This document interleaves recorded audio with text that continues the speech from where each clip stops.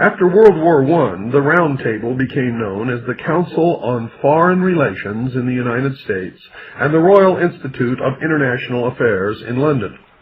The leading government officials of both England and the United States were chosen from its members.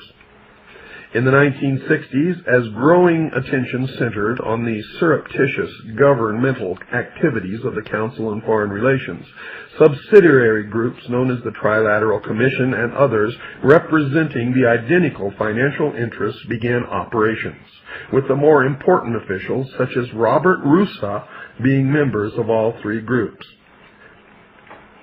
According to William Guy Carr in Pawns in the Game, the initial meeting of these ex officio planners took place in Mayor Amschel Bauer Goldsmith's shop in Frankfurt in 1773. Bauer, who adopted the name of Rothschild, or Red Shield, from the red shield which he hung over his door to advertise his business — the red shield today is the official coat of arms of the city of Frankfurt — was only 30 years of age when he invited 12 other wealthy and influential men to meet him in Frankfurt. His purpose was to convince them that if they agreed to pool their resources, they could then finance and control the world revolutionary movement and use it as their manual of action to win ultimate control of the wealth, natural resources, and manpower of the entire world. This agreement reached, Meyer unfolded his revolutionary plan. The project would be backed by all the power that could be purchased with their pooled resources. By clever manipulation of their combined wealth, it would be possible to create such adverse economic conditions that the masses would be reduced to a state bordering on starvation by unemployment. Their paid propagandists would arouse feelings of hatred and revenge against the ruling classes by exposing all real and alleged cases of extravagance, licentious conduct, injustice, oppression, and persecution. They would also invent infamies to bring into disrepute others who might, if left alone, interfere with their overall plans. Rothschild turned to a manuscript and proceeded to read a carefully prepared plan of action. 1. He argued that law was force only in disguise. He reasoned it was logical to conclude by the laws of nature, right lies in force. 2. Political freedom is an idea, not a fact. In order to usurp political power, all that was necessary was to preach liberalism, so that the electorate, for the sake of an idea, would yield some of their power and prerogatives which the plotters could then gather into their own hands. Are you listening out there? 3. The speaker asserted that the power of gold had usurped the power of liberal rulers. He pointed out that it was immaterial to the success of his plan whether the established governments were destroyed by external or internal foes, because the victor had to, of necessity, ask the aid of capital, which is entirely in our hands. 4. He argued that the use of any and all means to reach their final goal was justified on the grounds that the ruler who governed by the moral code was not a skilled politician, because he left himself vulnerable and in an unstable position. 5. He asserted that, quote, our right lies in force. The word right is an abstract thought and proves nothing. I find a new right to attack by the right of the strong, to reconstruct all existing institutions and to become the sovereign lord of all those who left us the rights to their powers by laying them down to us in their liberalism, unquote. 6. The power of our resources must remain invisible until the very moment when it has gained such strength that no cunning or force can undermine it. He went on to outline 25 points. Number 8 dealt with the use of alcoholic liquors, drugs, moral corruption, and all vice to systematically corrupt youth of all nations. 9, they had the right to seize property by any means and without hesitation, if by doing so they secured submission and sovereignty. And that's happening now all over this country. 10, we were the first to put the slogans liberty, equality, and fraternity into the mouths of the masses, which set up a new aristocracy. The qualification for this aristocracy is wealth, which is dependent on us. 11, wars should be directed so that the nations engaged on both sides should be further in our debt. 12, candidates for public office should be servile and obedient to our commands so that they may be readily used. 13, propaganda. Their combined wealth would control all outlets of public information. And that is true in the United States today. 5 corporations own all the print, television, and radio media in this country except for a very, very small minority of independent owners. 14.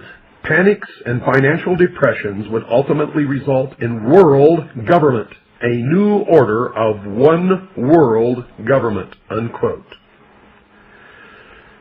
Someone once said that the wealth of Rothschild consists of the bankruptcy of nations.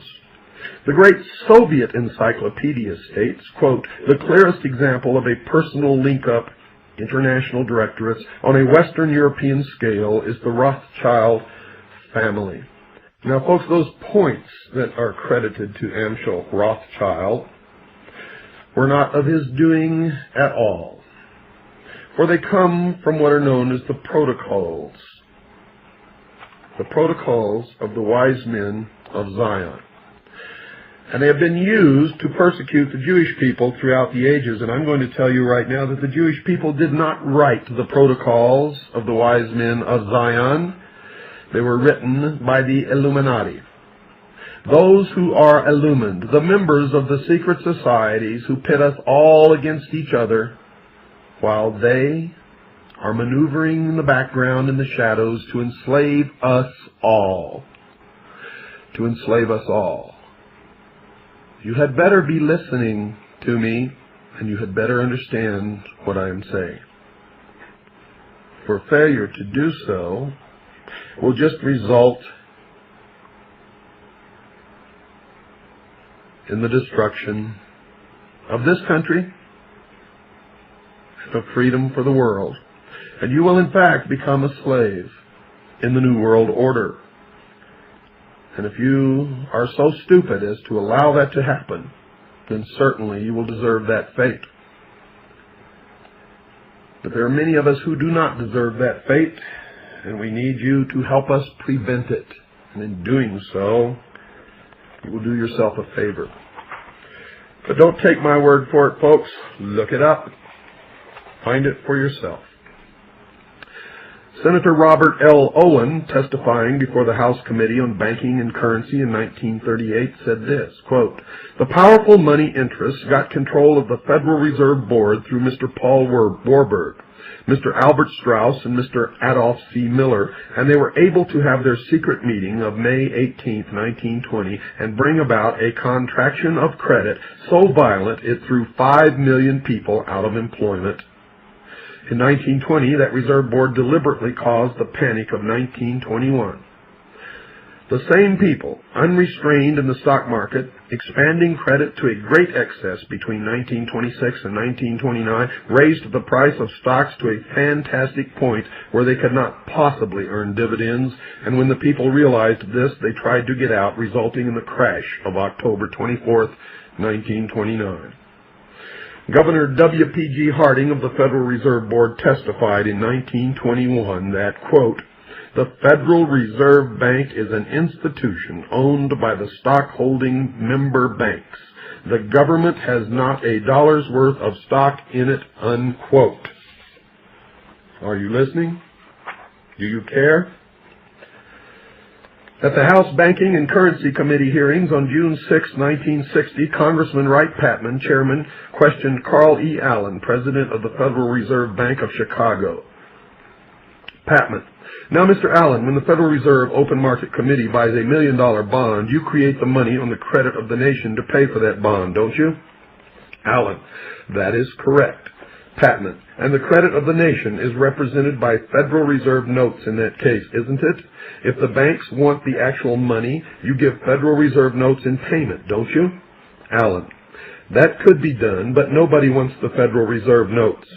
Patman: Nobody wants them because the banks would rather have the credit as reserves. This is the most incredible part of the Federal Reserve operation, and one which is difficult for anyone to understand. How can any American citizen grasp the concept that there are people in this country who have the power to make an entry in a ledger that the government of the United States now owes them $1 billion and to collect the principal and interest on this non-existent phony loan? But we've been doing it for years, haven't we? As Congressman Patman puts it, quote, "The dollar represents a $1 debt to the Federal Reserve System. The Federal Reserve banks create money out of thin air to buy government bonds from the United States Treasury, lending money into circulation at interest by bookkeeping entries of checkbook credit to the United States Treasury. The Treasury writes up an interest-bearing bond for $1 billion. The Federal Reserve gives the Treasury a $1 billion credit for the bond and has created out of nothing a $1 billion debt which the American people are obligated to pay with interest. And you wonder what's wrong with this country, what's happening to the economy? Wake up, Sheeple. Where does the Federal Reserve System get the money with which to create bank reserves? The answer: it doesn't get the money, it merely creates it. When the Federal Reserve writes a check, it is creating money. The Federal Reserve is a total money-making machine. It can issue money or checks. One of the most important factors to remember in this connection is that the supply of money affects the general level of prices, the cost of living index, and money supply are parallel. The Federal Reserve's major function is to determine the money supply. It has the power to increase or decrease the money supply at any rate it chooses and destroy millions of people with the swipe of a pen. On September 30th, 1941, before the same committee, Governor Eccles was asked by Representative Patman, "How did you get the money to buy those $2 billion worth of government securities in 1933? Eccles: "We created it." Mr. Patman: "Out of what?" Eccles: "Out of the right to issue credit money." Mr. Patman: "And there is nothing behind it, is there, except our government's credit?" Eccles: "That is what our money system is. If there were no debts in our money system, there wouldn't be any money." And now, let me put the nail in the coffin. I'm going to read you one paragraph from the Federal Reserve System, its purposes and functions, printed by the United States of America, Washington, in 1939 by the United States Government Printing Office. And on the front of this, it has the seal of the Board of Governors of the Federal Reserve System. And on page 85, I quote, "Federal Reserve Bank credit, therefore, as already stated, does not consist of funds that the reserve authorities get somewhere in order to lend, but constitutes funds that they are empowered to create," unquote. End of subject. Nail in the coffin. And if you don't understand what's happening to this country now, nobody can help you ever. Wake up, Sheeple. The answer is in front of our nose. Now, if you want to save your ass and your assets, help us save the Constitution and the Bill of Rights. We've got to get rid of the Federal Reserve and the IRS.